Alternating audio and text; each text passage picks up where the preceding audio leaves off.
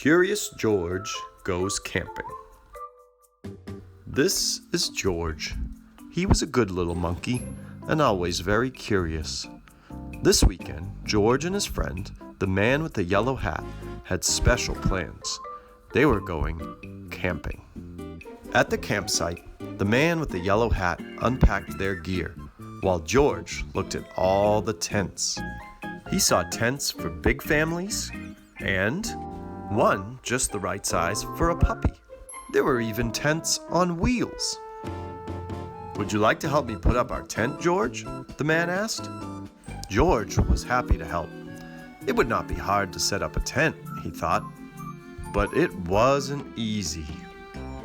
"George, why don't you fill our bucket with water at the pump?" his friend suggested. "We'll need it by our campfire later when we roast marshmallows."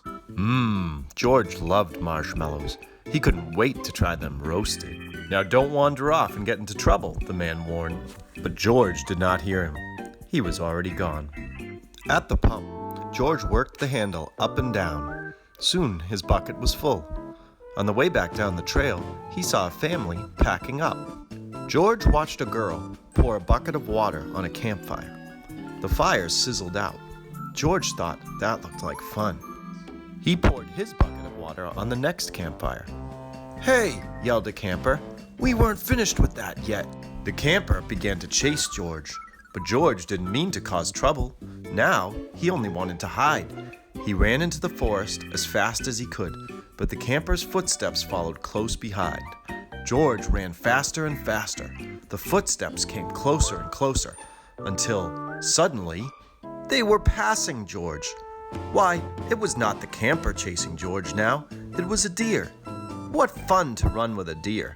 Forgetting all about the camper and the marshmallows, George ran after the deer. But a little monkey cannot run as fast as a deer in the woods. Before long, George was lost and all alone. He felt tired and stopped to rest. At first, he was worried. He was very far from camp. But there were lots of other animals to keep him company. He saw a lizard sunning on a rock and a squirrel chattering in a tree. Then he saw the tail of a black and white kitty peeking out from under a bush. He was curious. Would the kitty like to play? George gently pulled the kitty out. But it was not a kitty.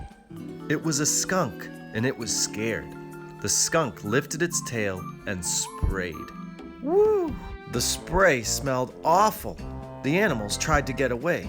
George wanted to get away too, but he could not. The smell was all over him. How would he ever get rid of this awful smell, he wondered. Too bad he could not take a bath in the woods. Then George had an idea. He could wash the smell off in the creek. George jumped into the cold water. He splashed and scrubbed, but he was still smelly, and now he was wet too. But what could he do? George thought and thought. If he climbed up a tree to dry off, would the smell blow away? No. Even dry and high up in the tree, George did not smell better. Poor George. He wished he hadn't wandered so far from camp. He wished he were roasting marshmallows with his friend. Suddenly, George heard footsteps heading toward him. Someone was coming. It was the forest animals, but they ran right by him.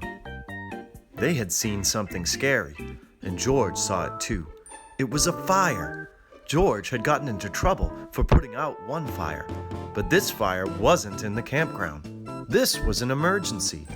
Quickly, George climbed down the tree and grabbed his bucket. He scooped it full of water in the creek. Then, being careful not to spill, he climbed back up and swung from branch to branch through the trees.